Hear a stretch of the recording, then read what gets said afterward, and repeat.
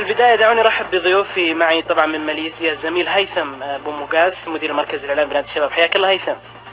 طيب، عادل الاتحاد مش موجود ضمن فرق آسيا وضمن نخبة آسيا. والله ما أنا أخوي هذا بالنسبة لي طبعا تعاون الأندية الأربعة.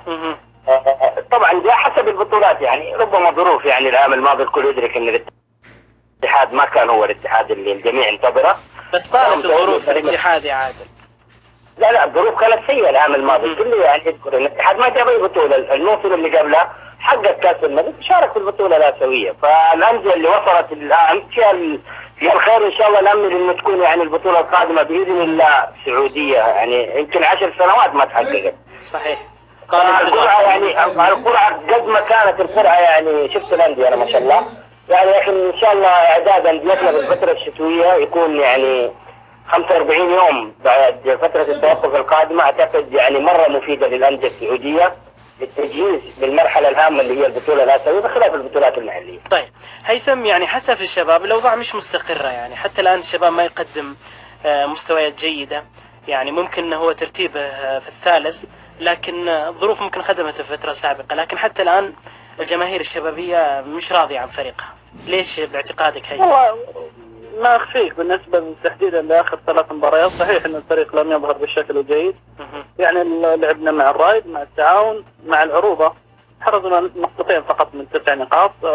يعني بصراحة الفريق لم يظهر بالشكل الجيد، لم يظهر بالشكل المأمول، ولكن حسابيا ورقميا ما زال الفريق المنافس على بطولة الدوري. ما زال الفريق يقضي في المركز الثالث. الفريق نقدر نتكلم عنه بالأرقام مشابهة أرقامه لأرقام المتصدر، خسارة واحدة، ولكن عدد التعادلات في الشباب أعلى من عدد التعادلات في النصر. حتى الآن جميع الاحتمالات واردة للمنافسة على بطولة الدوري.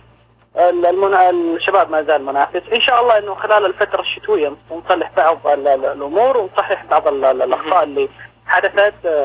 إن كان هناك طلب بتغييرات بعض العناصر طبعا حسب وجهة نظر المدرب، هذه كل الأمور إن شاء الله أنه نظهر بشكل أفضل في الفترة الشتوية بحول الله تعالى. طيب.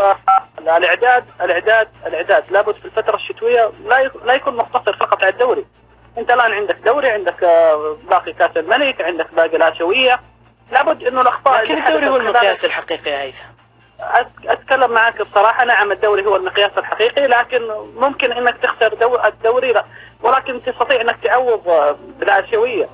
يعني العام الماضي شاهدنا النصر، شاهدنا الهلال لم يستطع أن يحرز أي بطولة محلية، ولكن وصل للنهائي الآسيوي. لو حقق النهائي الآسيوي كان الجماهير الهلالية لم تكن مطالب الفريق بالمحلية. فأنا أتكلم معك بصراحة، ممكن لا سمح الله أنك أنت تخسر المحلية، ولكن لابد أنك تكون منافس بشكل أقوى على البطولة الآسيوية، تكون حتى على بطولة كأس الملك. يعني أنت بتنافس والباقيين منافسين لك، لكن على الأقل أنك يعني تخرج ببطولة من هذا الموسم بالإضافة إلى بطولة السوبر تم تحقيقها في بداية الموسم. طيب، برجع لك فيما يتعلق في الإدارة، لأنه في حتى غضب في الإدارة، لكن بروح لعادل الزميل عادل ماس من صحيفة عكاب.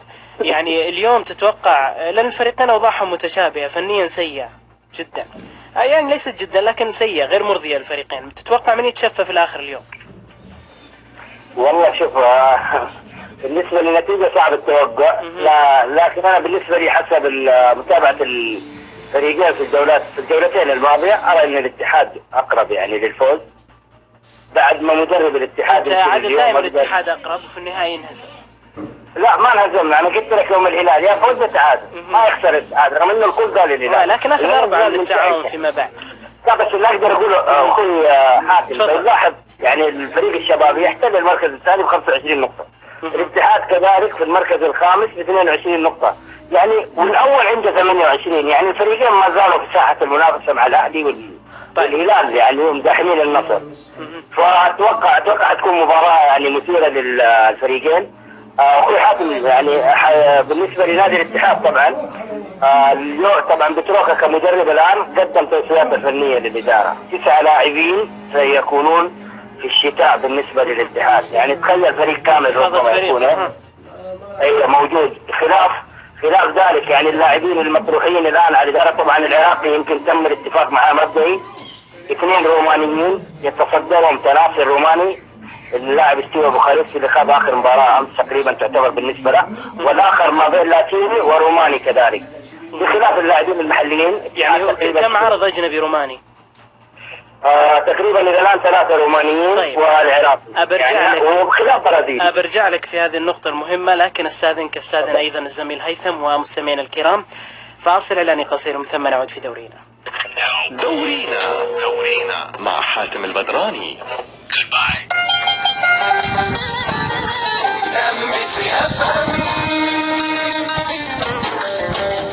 بكم مستمعينا الكرام في برنامج دورينا على إذاعة MBC FM. ضيوفي إلى هذا اليوم الزميل هيثم بومقاس مدير المركز الإعلامي في الشباب، وكذلك الزميل عادل الماس الصحفي في صحيفة عكاظ.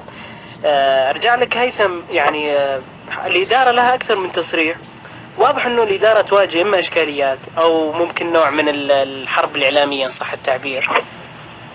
باعتقادك ما السبب في ذلك؟ يعني في تصريحات في الشباب غير مستقر حتى إداريا. والله شوف، بالنسبة لعملية الاستقرار ولله الحمد، يعني الشباب بالنسبة للإدارة مستقرة في جميع النواحي، ولكن في بعض الأمور اللي هي على سبيل المثال ملف الرعاة اللي هي يستغلها بعض الأشخاص إعلاميا ولإثارة هذا الموضوع.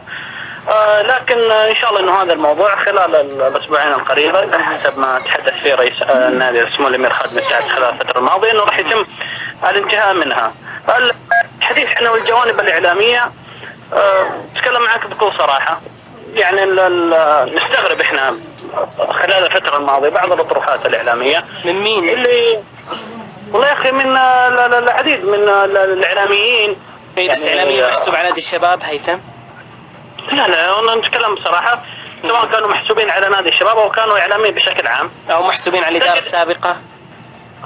كل شيء وارد، واللي يطلع على هذا الموضوع ويطلع على الشأن الشبابي يعرف هذا الكلام.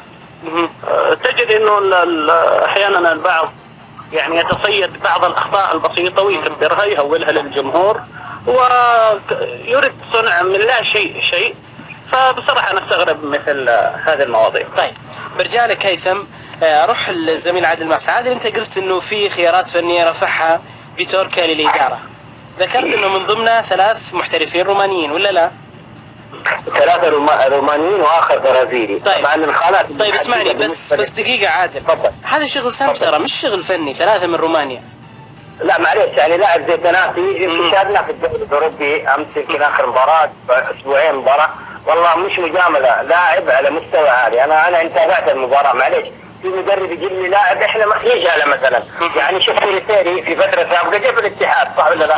جاب معاه رودريجيز اللاعب الأرجواني، ما كان مقنع بالنسبة لنا، ما عرفناه احنا، ما شفناه صراحة.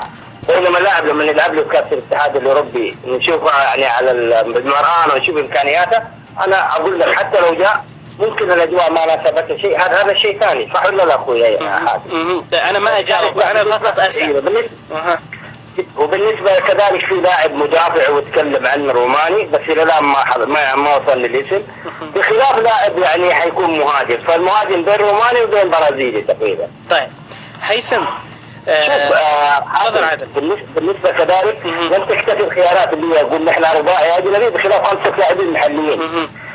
يعني نقدر نقول يعني اللي الآن تم الاتفاق معهم، يعني في اتفاق يعني معليش عادل، في اشخاص يتحدثون، يعني اللي يسمع كلامك الآن يعتقد انه الإدارة قادرة سواء من ناحية الديون او من ناحية المشكلات الموجودة الحالية.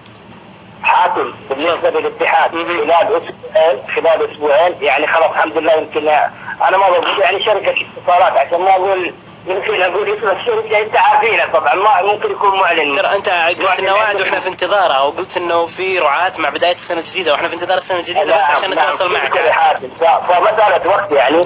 طبعا الشركة هذه يمكن مبلغها ل 20 ل 25 مليون، هذه ما هي الراعي الرئيسي. الراعي الرئيسي خلال 10 أيام هو اللي حيكون يعني للاتحاد يعول عليه كثير في المرحلة القادمة. لن يطول يعني القرار، اعتقد خلال 10 أيام بعد مباراة الهلال في الدوري. طبعا حيكون فترة التوقف فرصة للإدارة أن تلتقط أنفاسها تشتغل يعني بشكل كبير، سواء من ناحيه وجود سيوله ماديه وتوفير طلبات المدرب بتروك يعني. طيب شوف يا حاتم حتى رغم برجع لك عادل، بس خلني اروح للزميل هيثم. زميل هيثم تسمعني؟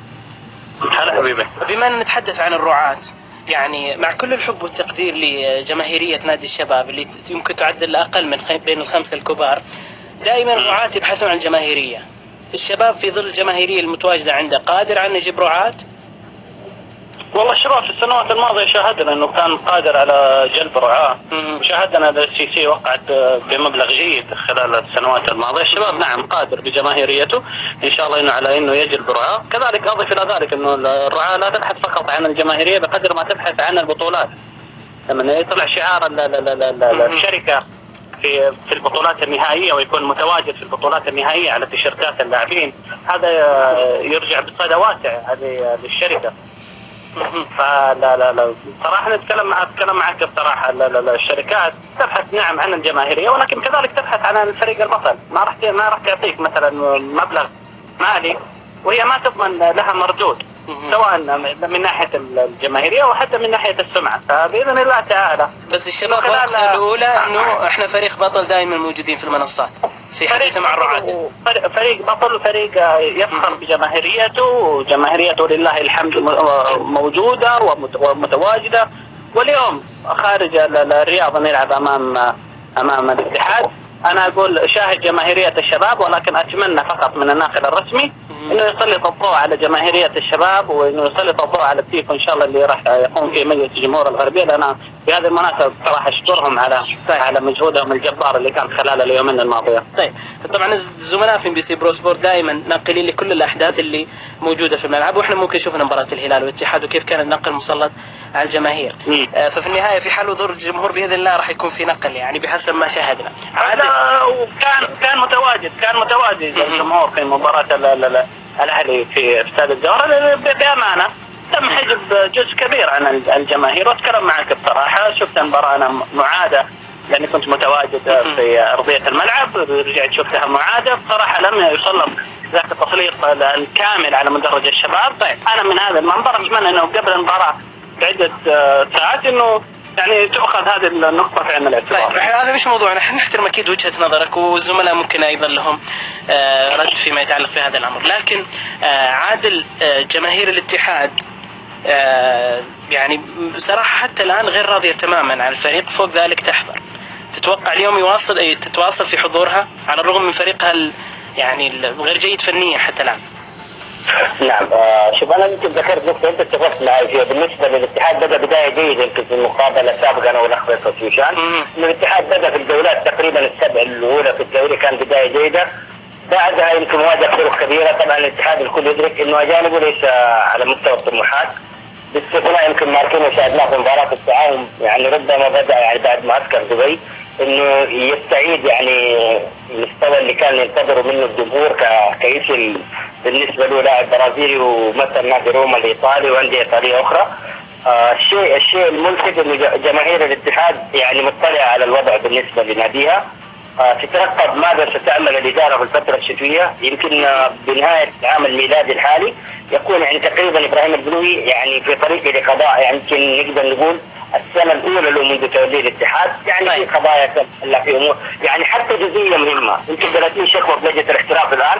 انا اقدر اقول لك بحكم قربي من صناع قرار نادي الاتحاد اطلب جمهور الاتحاد ان الاتحاد سيسجل. طيب هذه طبعا تصاريح دائما تكون حاضره، لكن في النهايه ننتظر فتره الانتقالات. عادل هيثم استاذنكم الساده المستمعين الكرام فاصل اعلاني قصير ومن ثم نعود في برنامج دورينا مع حاتم البدراني. التفاصيل عند نقاط البيع. الو مركز القلب مستشفى دلة، ممكن تقولي لي عن خدماتكم؟ أكيد. مركز القلب بمستشفى دلة يقوم بعمليات القلب المفتوح، وحدة العناية المركزة بالقلب، وحدة القسطرة، فحص القلب بالأشعة الذرية لتشخيص الأمراض التاجية، الفحص المقطعي الملون للقلب، تصوير الإيكو لتشخيص أمراض الصمامات وعضلة القلب. تمتع بالرعاية الشاملة في مركز القلب بمستشفى دلة. مستشفى دلة ملتقى الخبرات. كل أسبوعين بإسبانيا وراجع لكم. توصوني بشيء؟ أبد سلامتك، بس كرتون زيتون. تكفى توصى بالزيتون الشرايح. لو ما في كلافة جيب زيتون معك من غير حشوة.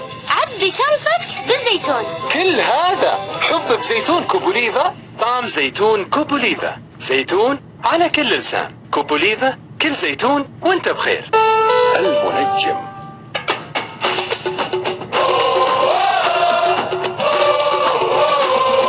الجماهير على موعد مع برنامج دورينا كل يوم الساعة 6 مساء برعاية شاي ربيع رابط الجماهير.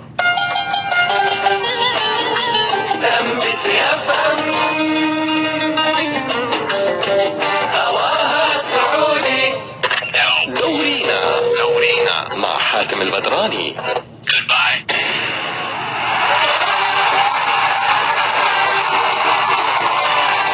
من جديد اهلا بكم مستمعي الكرام في برنامج دورينا. ارحب بكم مجددا وبضيوفي الاستاذ الزميل هيثم قماس مدير المركز الاعلامي بنادي الشباب من ماليزيا، والزميل عادل ماس من صحيفه عكاظ، واسعد بان ينضم الينا الان الزميل اسامه نعيمه الصحفي في صحيفه الرياض. حياك الله ابو زياد. هلا، مساء عليك اخوي حاتم، ومساء على المستمعين الكرام، وايضا مساء على ضيفي. طيب انا معي الزميل هيثم مدير مركز الاعلامي بنادي الشباب، والزميل عادل الصحفي في صحيفه عكاظ. انا واحد بالزملاء هيثم وعادل. طبعا هو كل واحد منهم يقنعني بقوه يعني هيثم بقوه الشباب وعادل في قوه الاتحاد. ابغى رايك انت كطرف ممكن بعيون محايده اليوم ابو زياد. انا اقول طبعا دائما مباراه الشباب والاتحاد هي مباراه تحصل بالاثاره والقوه، وما يمكن يعني فريق يرجح على فريق، يعني كلهم اقوياء، لا الاتحاد الاسماء اللي يضمها ولا الشباب الاسماء اللي يضمها، كلهم يملكون عناصر تفوق، يملكون عناصر انه اي واحد يكسب المباراه ما نقدر نقول الثاني يعني ضعيف، لا بالعكس هم فريقين اقوياء ويستحقون الفوز لاي فريق. قد يكون الفتره الحاليه الظروف متشابهه، ظروف الضعف تحديدا متشابهه. الاتحاد مدرب جديد، ايضا الشاب مدرب جديد، يمكن التذبذب في المستويات الفنيه للشباب والخسائر اللي غير متوقعه في الفتره الماضيه ومن الفرق كان المفترض ان الشباب يتفوق عليها. في المقابل ايضا الاتحاد نفس الظروف يعيشها من خلال خسائر بعض النقاط، وخصوصا قدم مستوى مميز. لا اتوقع الجميع انه عوده اتحاديه، ولكن سبحان يعني سرعان ما تراجع الاتحاد وخسر امام التعاون. كل هذه الاشياء خلاص الجمهور الاتحادي والجمهور المتابع، لا الجمهور الاتحاد تحديدا، الجمهور المتابع للفريق يعني لا يتوقع وش يسوي الاتحاد في اي مباراه مقبله، وهذا ما اثر يمكن على يعني مستويات الفريق في الفتره الماضيه. انا بتصور المباراه اليوم هي مباراه يمكن يعني اعتبرها انطلاقه لاي فريق، كونه في حال كسب الفريق الاخر هي دفعه معنويه كبيره، رغم ان الشباب انا اظن هو اللي يعني نوعا ما قد يكون هو الفريق المتضرر اليوم. طيب. غياب مهاجم سناء فزازي انا اقول يسعى فريق يعني بهالحجم الشديد. طيب زميل هيثم، انت ذكرت في بدايه اللقاء بانه في ناس يعني بصريح العباره تحارب الاداره اعلاميا. هل تعتقد لو كان الشباب فنيا جيد هذه الاصوات ستظهر في الاعلام؟ والله شوف يا حاتم، الاصوات التي تظهر وتنتقد لا تنتقد عمل بصراحه بقدر ما تشخصن بعض الامور. يعني لو تنتقد فرضا امور فنيه، تنتقد فرضا امور اختيار مثلا للاعبين، اختيار لتشكيله معينه، اختيار يعني تنتقد مثلا اشياء للعمل، اشياء واضحه. نحن نتقبل جميع الاراء، وبصراحه اتقبل جميع الانتقادات، لانه ما في عمل بدون اخطاء، طالما انك تعمل راح تخطئ. اتقبل جميع الانتقادات، ولكن بشرط الابتعاد عن شخصنة الامور، الابتعاد عن المقارنات ما بين الاداره السابقه وما بين الاداره الحاليه، اللي للبعض يعني للاسف انجرف خلف الامور هذه كثيرا. الشباب باداره سيبقى شامخا بجميع اداراته، نقف مع جميع الادارات، اداره سابقه، اداره حاليه، اداره مستقبليه. اتمنى يعني كان يفهم من كلامك انه يعني في اصوات بالنسبه او تضايق او تزعج الاداره الحاليه محسوبه على الاداره السابقه. والله يا لو كانت اصوات تقدم واقع صحيح، تقدم نقد صحيح لا يزعجنا هذا الشيء، بالعكس. انت لما لكن بس عشان تكون واضحه للجمهور، هذه الاصوات محسوبه على الاداره السابقه هيثم؟ لا لا لا لا لا، ليس فقط محسوبه على الاداره السابقه، لكنها في اصوات محسوبه. نعم انا اتكلم معك، بعضهم محسوب وبعضهم غير محسوب. الغير محسوب اصبح ينجرف مع المحسوب. انا اتكلم معك بصراحه. اذا انت تقدم لي نقد صحيح ونقد بناء، يا اخي انا اشكره، حتى لو كنت اداره سابقه محسوب ولا اداره قبل سابقه محسوب، انا اشكر كل شخص عاشق وكل شخص يخاف على مصلحة الشباب يقدم لي نقد موضوعي ونقد صحيح. يا اخي انا اشكره، ولكن انك تشخصن بعض الامور، انك تدخل بعض الاعلاميين بعض الجماهير في امور يعني بصراحة امور هامشية. طيب امور الادارة هذه افضل من الادارة هذه، وهناك من يقول الادارة هذه افضل من الادارة السابقة. بصراحة انشقاق او سعي لانشقاق ليس في مصلحة الكيان الشبابي، وانا اتكلم معك فيها بصراحة. طيب لو الموضوع هذا استمر انا اتمنى يعني بس بصراحة اتمنى ان الواعين والعقلاء من الجماهير الشبابية انها تقف مع جميع اداراتها، وانا هذا الشيء من سنوات انا اطالب فيه، انه العاشق وابن النادي يقف مع جميع الادارات سواء بمحاسنها او مساوئها، واذا كان هناك بعض الاخطاء وبعض الانتقادات يتم توضيحها بشكل شفاف وبشكل واضح. الصراحة سمو الأمير خالد بن سعد أول ما استلم إدارة نادي الشباب عقد كان في اجتماع مع الجمهور وتكلم معهم بكل صراحة أنه يتقبل جميع الآراء، وكان هناك في إيميل للتواصل مع الجماهير. فأهلا وسهلا بجميع الآراء، أنا أتكلم معك بصراحة، ولكن تتاكل بعض الملفات الهامشية هذا خليها على جنب. طيب تحاول زميل عادل الماس، عادل في اليوم يعني أحاديث تقول أنه هالإدارة الحالية تتلقى دعم إعلامي محسوب على الإعلاميين محسوبين على الاتحاد طبعا غير مسبوق، على الرغم من أن الأخطاء الموجودة حاليا من ناحية الديون من ناحية المستويات الفنية وجدت في إدارات سابقة ولن تتلقى يعني نبرة قاسية في الإعلام. باعتقادك ما السر في ذلك؟ طيب شوف اخوي حاتم، اول شيء امسي على الاخ اسامه النعيمه. وبالنسبه للاداره الاتحاديه برئاسه ابراهيم بلوي، اعتقد شوف الاعلاميين يجدون كل ترحيب من ناحيه التواجد في النادي، حتى لو تنتقد ما يكون يعني في بيانات او نفي لاي معلومه. يعني شاهدنا الاداره السابقه تبغى تنفي اي شيء قللت من الاعلاميين بألفاظ انا او انت واي احد يرفضها في الوسط الرياضي. الكل يعرف الالفاظ هذه لو رجعنا نستخرجها الوقت السابق.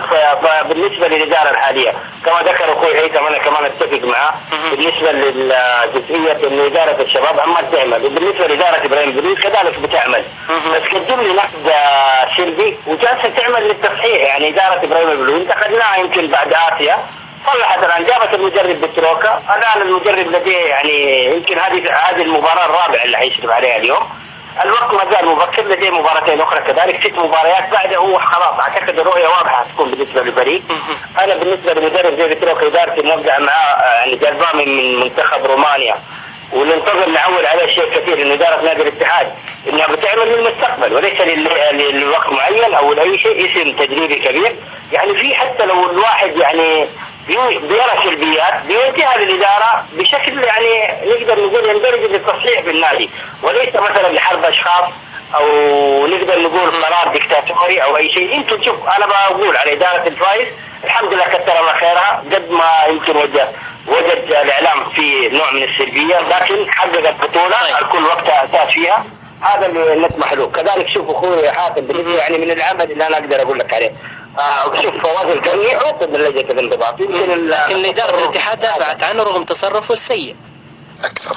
ايوه لا هذه انا يعني احنا بالنسبه لنا انا ارفض تصرف فواز القرني، قلنا الكلام هذا ووجهنا النقد وكل حاجه، بس الرفض يحتاج ايضا لفعل عادل دائما يعني الكثير، واحنا ممكن طولنا على لسان بنروح لشوي، انه كان يتمنى انه اداره الاتحاد تبادر وتعاقب اللاعب بدل من اصدار بيان يدافع.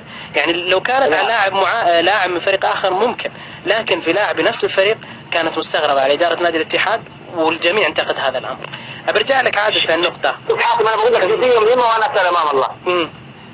اللي صار من فواز القرني بالنسبه للحركه ربما يمكن فسرها البعض انه على محمد قاسم، طبعا انا تواصلت مع اللاعب محمد قاسم والتقيت فيه قال السيناريو اللي حدث بينه وبين فواز ما هو بالشيء اللي عوقب عليه فواز، يمكن هذه لجنه الانضباط قرارها رؤيتها للشيء ده. انا ما بدافع عن اداره هنا، بالنسبه لي كاعلامي ما حد يجتهد. صحيح. انا ارى انه فواز ظلم، لكن احنا برضو التصرف كاسلوب يمكن اللقطه جت عليه شيء، فاعطى محمد قاسم ظهره للحارس يمكن شاهدها الجميع. بالنسبه للاعبين بتواصلي معهم مش عشان دفاع عن نادي الاتحاد او اي شيء، حكوا للسيناريو والله اعتقد سيناريو مضحك، لكن خلاص قرار الانضباط صدر في لجنة استئناف. طيب واضح النقطة. أسامة، فيما يتعلق في بين واضح انه الان في يعني كانه اللي فهمت من حديث الزملاء انه بعض الانديه تشن حرب على بعض الانديه الاخرى، يعني او عفوا الادارات، مثلا الاداره الحاليه ممكن تنتقد الاداره السابقه والعكس صحيح. متى يكون العمل؟ تفضل اسامه. شوف يعني هو دائما يعني العمل منظومه في كيان، والكيان هو النادي. يعني ما يمكن ان يعني شوف هي مشكلتنا الان احنا لما شيء ما يعجبنا او اعضاء مثلا يغادرون مع الاداره السابقه يبدون هم يشتغلون انه والله ترى ما المفروض احنا نبقى في الاداره، ولكن يعني زي ما تقول صار لنا مضايقات حتى مشت الاداره الحاليه. الاعضاء السابقين هم اللي يسوون هالدور، وبالتالي تنعكس على اعلاميين، وبالتالي يصير انه كانه حظ. ولكن انا بتفضل الشيء هذا خاص، يعني العمل الجيد والعمل المميز والعمل اللي تبغاه يصير يطلع بشكل جيد في الاداره، يفترض انه ايش يكون مكمل بعد. يعني ما يمكن انا اشتغل على اداره سابقه، ولكن مشكلتنا بالاعضاء اللي يغادرون ايا كان.